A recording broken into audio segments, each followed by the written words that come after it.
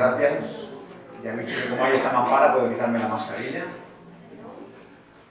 Me da la sensación como que estoy en un banco o una caja, para atender a alguien, pero la verdad es que es práctico, sí. Bueno, pues sobra decir que estoy contento también de estar con vosotros y nos acordamos también de aquel campamento muchas veces.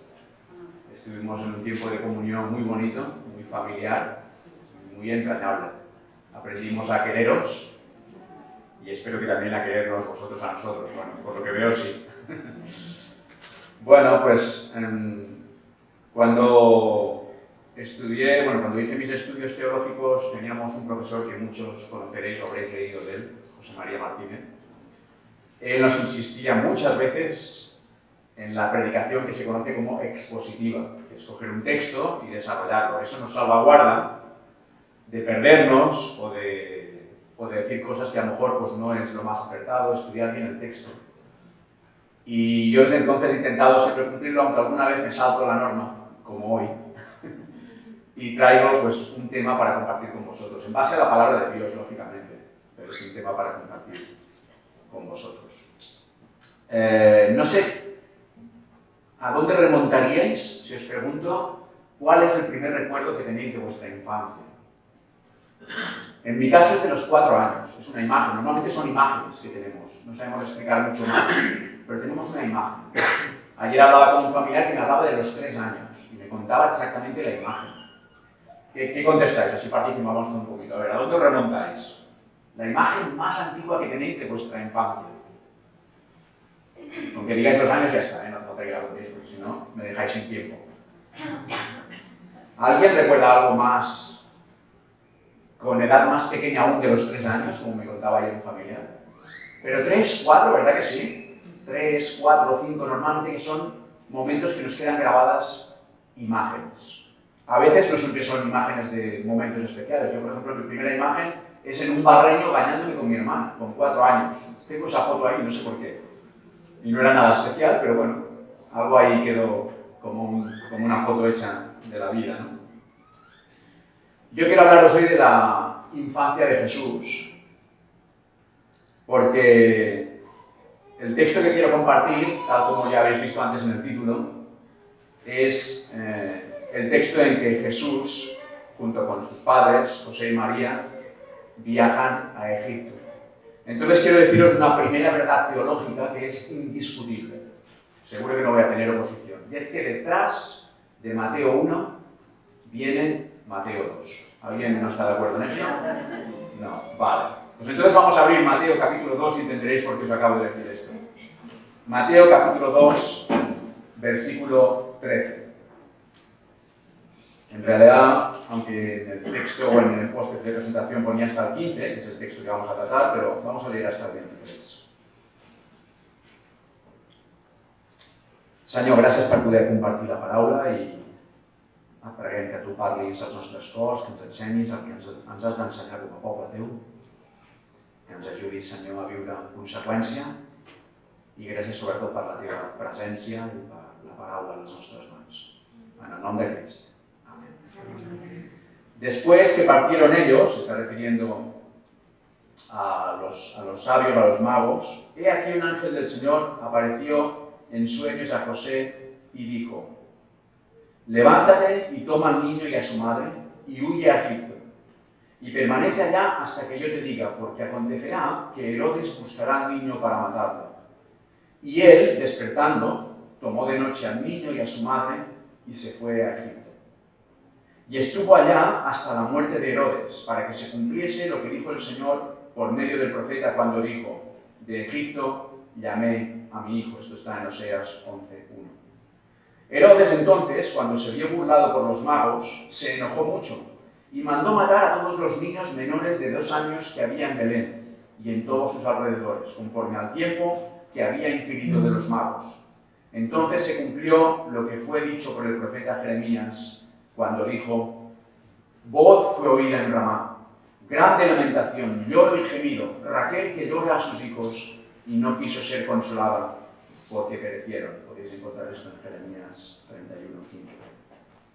Pero después de muerto Herodes, he aquí un ángel del Señor apareció en sueños a José en Egipto, diciendo: levántate, toma al niño y a su madre y vete a tierra de Israel, porque han muerto los que procuraban la muerte del niño. Entonces él se levantó y tomó al niño y a su madre y vino a tierra de Israel. Pero oyendo que Arquelao reinaba en Judea en lugar de Herodes, su padre, tuvo temor de ir allá, pero avisado por revelación en sueños se fue a la región de Galilea, y vino y habitó en la ciudad que se llama Nazaret, para que se cumpliese lo que fue dicho por los profetas, que habría de ser llamado Nazareno. Y dejamos aquí la lectura. ¿Por qué os he dicho que Mateo 2 viene detrás de Mateo 1? No hay que argumentarlo mucho. Pero si hiciéramos cronológicamente, nos encontraríamos con el nacimiento de Jesús, Mateo 1, los otros evangelios también, pero encontramos el nacimiento de Jesús, encontramos la adoración de unos magos que vienen guiados por una estrella, encontramos también, siguiendo el evangelio de Lucas, Lucas capítulo 2, que Jesús no solo es circuncidado el octavo día, sino que es presentado en el templo el día 40, y el mismo día en que es purificada María, tal como la ley instruía. Pero parece como que de aquí nos queda ya solo que Jesús, como dice la palabra, crecía en estatura y en sabiduría, pero hay una escena que quizá como no nos aporta tampoco mucha aplicación para nosotros, solemos leerla, la conocemos históricamente, pero yo creo que es todo un reto para el pueblo de Dios, y es lo que hoy quiero defender. Y es que después de ser presentado Jesús en el templo, no sabemos el momento exacto, solo Mateo lo cita, pero José, María y Jesús se convirtieron en refugiados. Y creo, y es lo que intentaré defender, que en el pueblo del Señor hemos de ser muy sensibles con este tema. Así que hoy lo que comparto con vosotros es temático, y es que el pueblo del Señor somos llamados a entender que Jesús, nuestro Maestro, fue un refugiado y que eso también tiene que estar en nuestras mentes. Los primeros años de la vida de Jesús. En realidad, cronológicamente, la semana pasada, el 2 de febrero, sería, ya sé que es muy discutible lo de que el 25 de diciembre sea el día de Navidad, cronológicamente, pero si fuera así, el 2 de febrero es lo que se conoce en la tradición católica, algunos sonará como la Candelaria o la Candelera. Esos son los 40 años, los 40 días en que Jesús es presentado en el templo. Si contáis desde el 25 de diciembre, os coincidirá el 2 de febrero los 40 días, y cuando María se presenta también para la purificación. Así que estaríamos hablando, si fuera así, de la semana pasada. A partir de la semana pasada ocurre este texto que acabamos de leer. No sabemos cuándo. Sí que estamos muy ceñidos cronológicamente por dos o tres referencias que os compartiré. Pero yo quiero presentaros hoy a José, a María, a Jesús como un refugiado, con todo el peso de la palabra y lo que eso implica.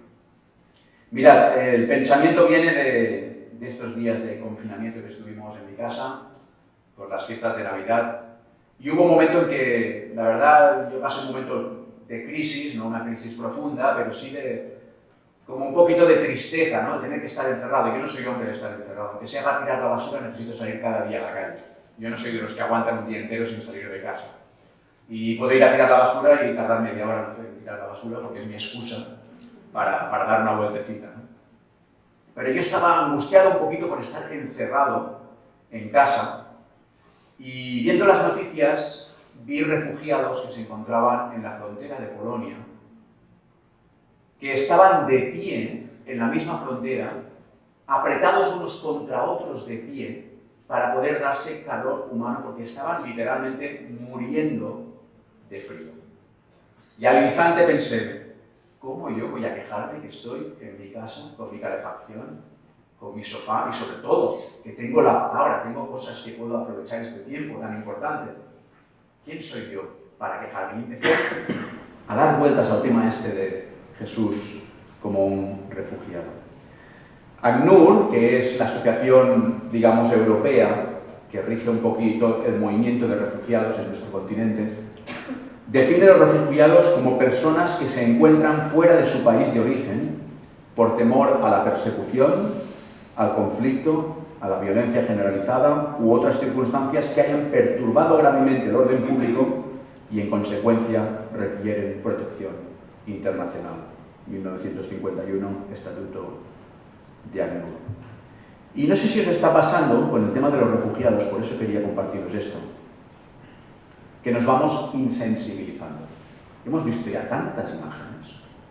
Fijaros que el 2020, para no ir muy lejos, murieron en nuestro mar Mediterráneo 2.170 personas en el mar.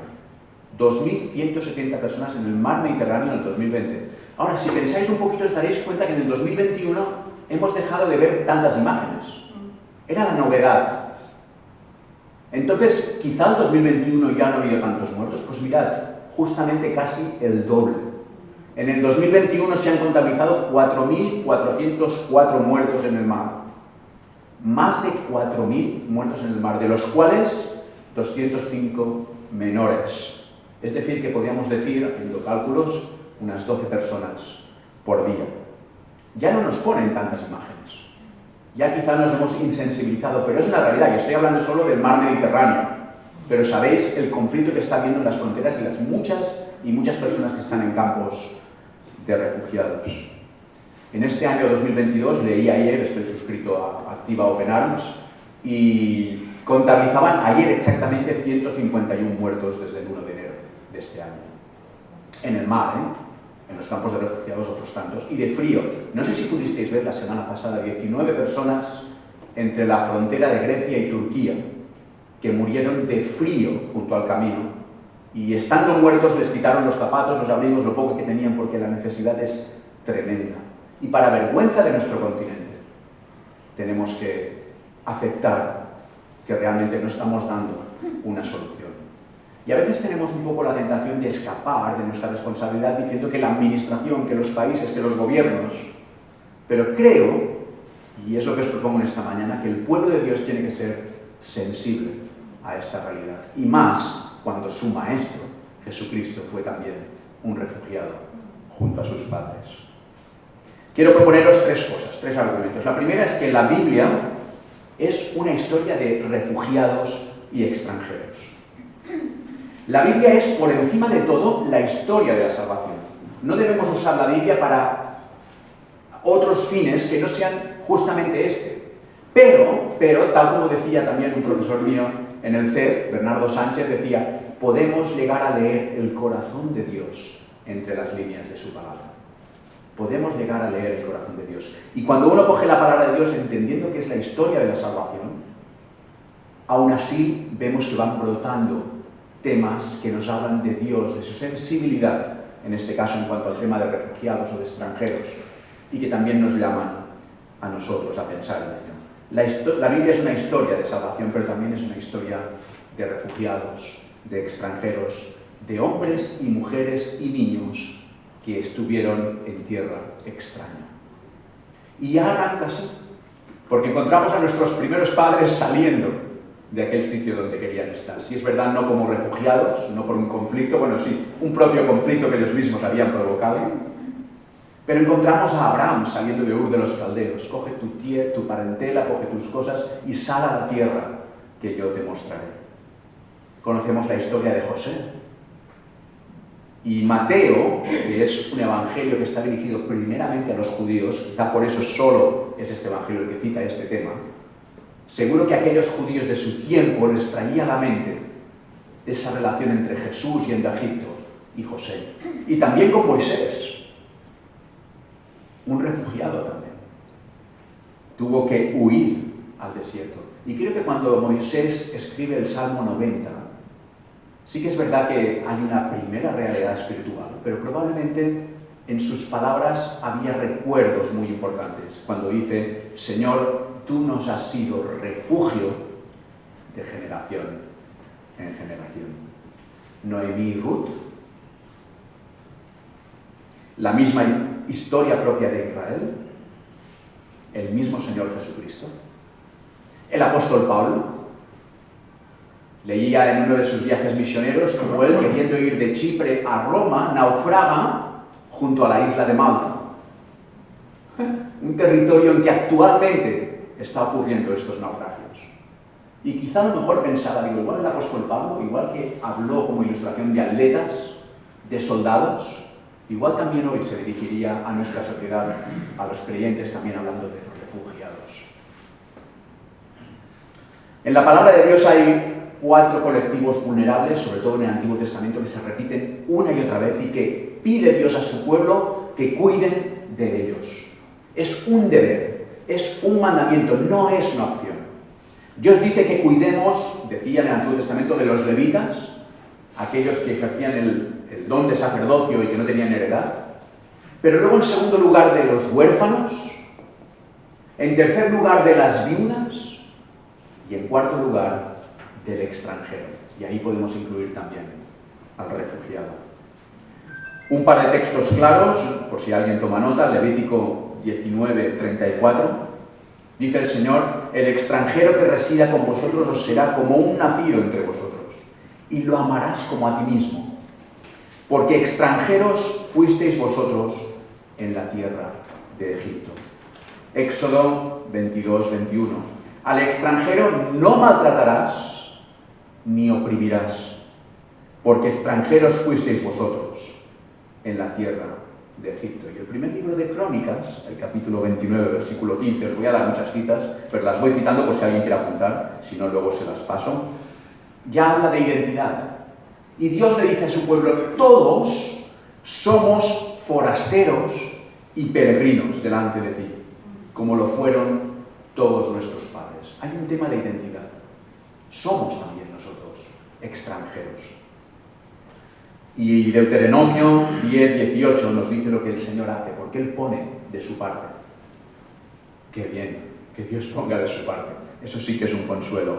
Él hace, dice el texto, justicia al huérfano y a la viuda, y muestra su amor al extranjero, dándole pan y vestido.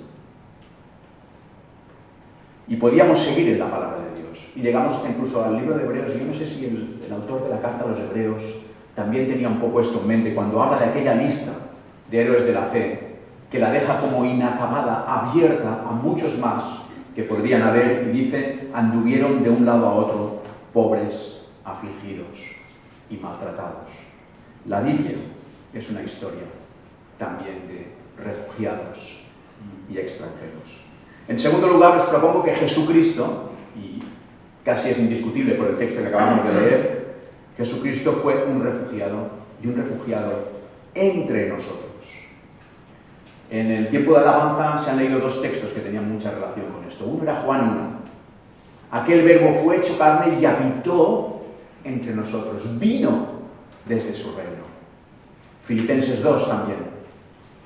Que Dios, no aferrándose, hay una traducción catalana que me gusta mucho, que dice desvistiéndose, despullant-se de la seva gloria, vino a estar con nosotros. Y no solo eso, sino que estando en la forma de hombre se humilló y se hizo hombre y sufrió hasta la muerte, y muerte de cruz.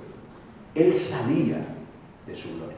Él no dejó de ser Dios, era hombre y era Dios, pero se desnudó, se despojó, como dice alguna versión también, de su gloria, y estuvo entre nosotros también, como extranjero.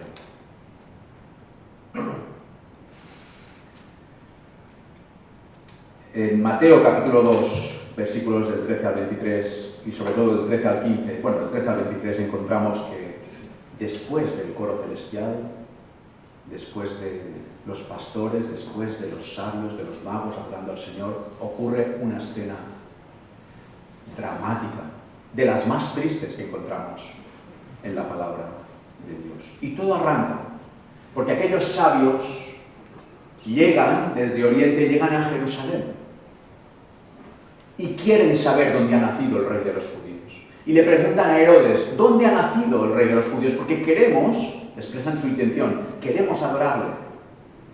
Junto a Herodes, nos dice el texto, que estaban también los escribas, estaban también los doctores de la ley, y rápidamente, seguro que ellos conocían el Antiguo Testamento, le dicen: en Belén, así está profetizado.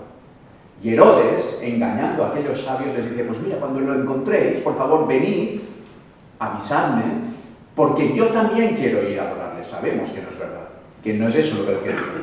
Pero dice la palabra de Dios que no solo Herodes, sino aquellos maestros de la ley se angustiaron, se compungieron, se afligieron. Se daban cuenta que era un momento importante y a Herodes le nacía competencia. Alguien que iba a ser rey, en este caso el rey de los judíos. Estos dos capítulos de Mateo, el 1 y el 2, están cargados de revelación por sueños. Igual que a José se le reveló que no dejase a María, que volviese junto a ella. También a los sabios se les ha revelado que no vuelvan a Jerusalén, que no vuelvan a Herodes, que vayan por otro camino. Y Herodes se siente burlado por ellos. Y empieza una gran matanza. Herodes dice, ya está, tengo la solución. Todos los niños menores de 2 años, de Belén, no, más aún, de Belén y de sus alrededores, dice el texto, que mueran. Y así seguro que acabamos con el rey de los judíos. Y encontramos este texto de Jeremías tan dramático. Voz fue oída en Ramá, grande lamentación, lloro y gemido, Raquel que llora a sus hijos y no quiso ser consolada porque perecieron. El primer hijo de Raquel, José, estuvo en Egipto. Y Raquel tuvo que llorar la pérdida creyendo que lo había perdido para siempre. El segundo hijo de Raquel, Benjamín, vemos como sus descendientes de la tribu de Benjamín, una de las 2 tribus de Judá, unos 600 años antes de Cristo, son llevados por los babilonios a Ramá, justamente, a una ciudad a unos 8 kilómetros de Jerusalén. Y allí ejecutaron a muchísimos. Y se cree que no solo adultos, sino también niños. No sabemos porque el Espíritu hizo poner en el evangelista este texto aquí. Pero lo cierto es que de una manera muy poética y muy profunda entendemos que Israel llora a sus niños, que es un momento muy crudo. Y en realidad todo esto también lo conocieron José y María estando de refugiados.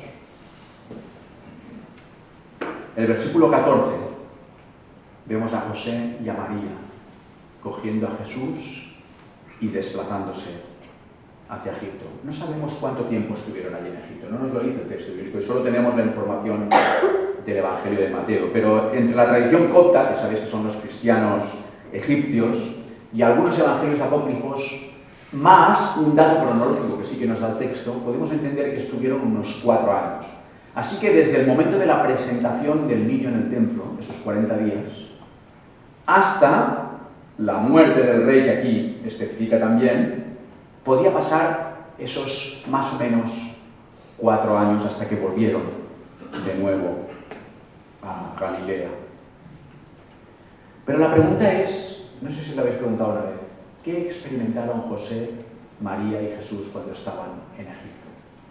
Parece como que no nos aporta necesariamente una información que podamos aplicar a nuestras vidas. Pero vivieron como refugiados. Jesús vivió como un refugiado. Y nacen preguntas, ¿qué dejaron atrás? Sus familias, sus costumbres, su tierra. ¿Quiénes dejaron atrás? ¿A Simeón? ¿A Ana? ¿A Zacarías y Elisabet? ¿Al primo Juan? Qué duro y nos cuesta a veces, pero tenemos que hacer ese esfuerzo de ponernos en el lugar de aquel que tiene que marchar de su país, del refugiado o del extranjero. ¿Y de qué vivirían? Algunos han dicho que aquellos presentes que los magos les llevaron eran presentes de gran valor, independientemente de su simbolismo, que eso es muy importante. Pero quizá eso les sirvió como provisión también ese tiempo allí. No lo sabemos, no nos lo dice la palabra de Dios. El versículo 15 sí que nos dirá que estuvieron allí hasta la muerte de Herodes. Y ya encontramos en el versículo 22 que se le dice en su tercer sueño de revelación a José que vuelva, que ya ha fallecido el rey. Y un cuarto sueño para decir, mira, no vuelvas a Belén, ves a Galilea. Yo no sé qué recuerdo había en el mismo Señor Jesús de su infancia. pero probablemente, seguro, él recordaba esos años allí en Egipto. Y seguro que lo recordaron José y María. Quizá por eso encontramos textos en los evangelios como en Mateo 25, de 34 al 40, tuve hambre, tuve sed, fui forastero, estuve desnudo, enfermo. Quizá por eso. De cierto os digo, en cuanto lo hicisteis a uno de estos mis hermanos más pequeños, a mí lo hicisteis. Pero qué bueno entender que Jesucristo fue un refugiado también. Y que en cierta manera fue un refugiado entre nosotros, porque todo esto también fue por amor a ti y a mí. No es un complemento que en la historia, que en los evangelios encontremos esta huida a Egipto, y creo que tiene mucho que enseñarnos y un gran reto para el pueblo de Dios. Y en tercer y último lugar, quiero proponeros que la Iglesia es una comunidad de refugiados.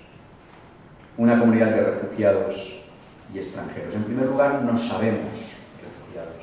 Debemos sabernos refugiados. Debemos encontrar nuestra identidad también como extranjeros. Recuerdo una manifestación que fuimos a Barcelona, Marta y yo, hace años, cuando empezó todo este movimiento de refugiados, y teníamos unos rótulos que enseñábamos que ponían #Volem acollir. No sé si os acordáis algunos de esa campaña. Volem acollir. Queríamos abrir nuestras puertas viendo la necesidad de gente que en condiciones muy precarias, y algunos de ellos perdiendo la vida, intentaban llegar a otras opciones de salvación y de esperanza. Pues yo diría #todos somos refugiados. Y el pueblo de Dios debería ser muy sensible a esta realidad. Y tenemos oportunidad de poner en práctica realmente esta condición. En Juan 17 el Señor en su oración les dice: mira, ellos están en el mundo, pero no son del mundo, somos extranjeros. Y deberíamos entender lo que eso significa. Hebreos 11:13 nos habla también de que somos extranjeros y peregrinos, igual que Primera de Pedro 2:11. Es nuestra condición como hijos de Dios. Y aunque eso entendamos que es una realidad espiritual, creo que no nos exime de tener una sensibilidad especial y una visión especial frente al mundo de los refugiados. El pueblo de Dios debe dar respuestas y a veces no las vemos. Somos llamados a dar una respuesta ante situaciones desesperantes de refugiados. Sí es verdad, Filipenses 3:20, nuestra ciudadanía está en los cielos, de donde también esperamos, y esa es una promesa, sé que habéis estado mirando promesas últimamente, esperamos al Salvador, al Señor Jesucristo. No somos ciudadanos de aquí y debemos ser sensibles con aquellos que no están en su nación o en su contexto. Quizás penséis que estoy llevando a extremo una realidad espiritual, pero yo estoy convencido, y Jesús lo demostró en su vida, lo tenemos en los evangelios en varias ocasiones, Él se acercaba al extranjero. Él tenía una sensibilidad especial ante la necesidad. Y creo que como pueblo de Dios somos llamados a estar con y por los refugiados extranjeros. Hermanos, tenemos asociaciones. Tenemos la Cruz Roja, que tiene un inicio protestante. Tenemos ministerios como Puertas Abiertas. Tenemos obra social también, que está trabajando con los refugiados, con los inmigrantes. Pero no nos vale solo con las ONG. No podemos descansar en que ellos ya se encargan de esto, sino que cada uno de nosotros somos llamados a tener esta sensibilidad ante los refugiados. Como dice una frase que me gusta repetir mucho y que a lo mejor habéis escuchado alguna vez: si quieres ser misionero en la China, sé primero misionero en tu esquina. Si quieres ser misionero en la China, empieza por tu esquina. Porque quizá el Señor está poniendo en tu corazón un inmigrante, alguien que está a lo mejor incluso en tu propia escalera de vecinos, en tu barrio. Quiero retaros a un experimento que yo he hecho. Antes os hablaba de salir a tirar la basura como excusa para salir a la calle. A veces cuando vamos a tirar la basura, vemos a personas de nuestra raza o de otra, bueno, ahora la palabra raza hay que ir con cuidado, un negro o alguien que no es de aquí, que está recogiendo, lo poco que puede aprovechar. Tienes dos opciones: tirar tu bolsa de la basura y seguir como si nada, indiferente, o haz al menos solo una cosa que yo he hecho. Mírale a los ojos y dile hola. Quizá empieza un gran ministerio en tu vida. El pueblo de Dios no podemos ignorar esta realidad y las tenemos aquí entre nosotros. Es una realidad que tenemos en el Baix Llobregat mucho, y tenemos oportunidad. No estoy diciendo, hermanos de Viladecans, que ahora tenéis que empezar algo de obra social, no sé si lo hacéis o no. Seguro que sois sensibles si hay una necesidad de alguien que acude a la iglesia, pero podemos mirar un poco más allá e implicarnos. ¿Implicarnos cómo? Y ya termino. En primer lugar, teniendo conciencia de esta realidad. No podemos ser inmunes cuando nos llega la información sobre los refugiados. La conciencia es la capacidad del ser humano para percibir la realidad y reconocerse en ella. Eso habla de empatía. El refugiado soy yo también. O puedo serlo yo mañana. Y no solo tomar conciencia, sino también orar. Interceder. Orar por aquella persona que has visto en la calle, que está desprovisto de bienes, que quizá tiene su familia a muchísimos kilómetros de aquí. Y en tercer lugar, implicarnos en la medida de lo que podamos. No es fácil, es verdad. Detrás de un hola como este puede venir muchas implicaciones. Y a veces nos es más fácil mirar hacia otro lado. Pero no podemos excusarnos.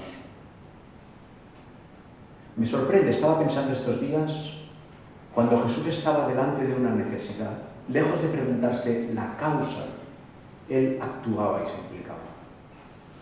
Y le vinieron y le dijeron, oye, ¿y este por qué es ciego? ¿Quién pecó, él o su padre? Y a veces hacemos esto un poco nosotros. ¿No os habéis encontrado a veces que has pensado o incluso has verbalizado, si en su país no hicieran esa injusticia, este hombre no tendría que haber marchado de allí, o esta mujer? Pero Jesús seguro que estas cosas las conocía, pero él se implicaba, él ayudaba, él extendía la mano. Pues mira, ni este ni su padre. El problema no es eso, el problema es la necesidad de este hombre. Cristo se implicó. Y hermanos, también deciros que tenemos hermanos en la fe, refugiados.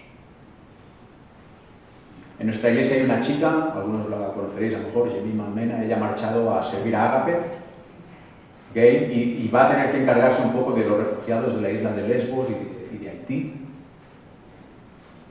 Lo primero que descubre uno rápidamente es que entre ellos hay hermanos en la fe, que a lo mejor se están reuniendo ahora y que están desprovistos de todo, están en campos de refugiados también. Oremos por ellos, pensemos en ellos, tal como nos propone también el Ministerio de Puertas Abiertas. Como iglesia, hermanos, nos toca afrontar grandes retos. Y afrontar es pensar, afrontar es orar y afrontar es actuar. Y yo, tal como he empezado, digo nuevamente, debemos animarnos a estudiar la palabra, predicar expositivamente, pero también hay temas que necesitamos tocar en nuestras congregaciones. Y deberíamos, en más de una ocasión, ser los primeros en levantar la voz. Un servidor intenta utilizar Twitter, aunque es muy difícil porque es un mundo muy agresivo, pero estar presente, informarse, denunciar, tal como Cristo también hacía, y amar, sobre todo amar al refugiado. Termino con una lectura, no de la palabra del Señor, una lectura de una periodista, Natalia Sancha. Ella escribe en El País y ha viajado a la isla de Lesbos. Le pidieron que informara sobre la situación allí y ella decidió simplemente observar y escribir lo que observaba y ni siquiera opinar. Libertad. Gritan en árabe desde la Zodiac un grupo de jóvenes pletóricos, impacientes. Algunos se lanzan al agua para recorrer abrazadas estos últimos metros que les separan de tierra firme. Al golpear las rocas, la balsa se balancea. Manos alzadas comienzan a pasarse bebés de 10 días a 1 año para ponerlos a salvo. Así arriban 60 migrantes sirios a bordo de una frágil balsa a las costas griegas de la isla de Lesbos, al oeste del país. Están a punto de culminar una traumática travesía de miles de kilómetros durante meses para llegar a Europa. Hace 1 año que intento llegar aquí, dice rompiendo a llorar el sirio Ahmed, en la treintena, llevándose las manos a la cara. Una mujer y su hijo se postran rozando el suelo con sus frentes. Ante la imagen, otros migrantes les imitan y comienzan a rezar, agradecidos de seguir con vida. Cuando el primer grupo aún no ha emprendido la ruta, llega una segunda patera, esta vez cargada de afganos. Aterrorizadas y sin saber nadar, las mujeres estallan en gritos. Varios turistas y vecinos locales se apresuran a reanimar a una de las mujeres, que, presa de una crisis de ansiedad, cae desmayada ante la desesperación de sus pequeñas. El caos es completo y el llanto se contagia. Unos lloran de miedo, otros de alegría. Están en Europa. No saben dónde, pero es Europa. Hasta donde alcanza la vista, flotadores naranjas, silbatos y balsas de plástico negro desinfladas cubren las rocas que bañan las aguas griegas. Vestigios de los más de 1000 refugiados que desembarcan a diario.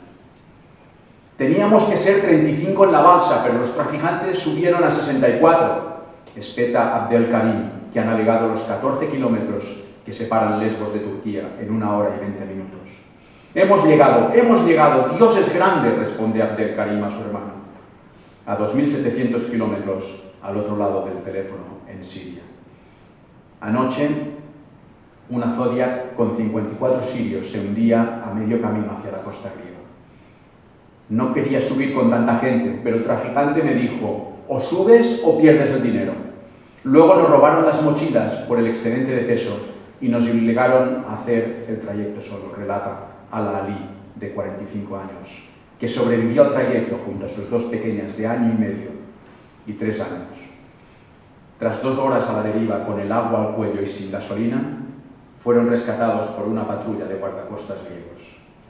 Dice la periodista, este es el relato de los afortunados, aquellos que no se han quedado en el mar.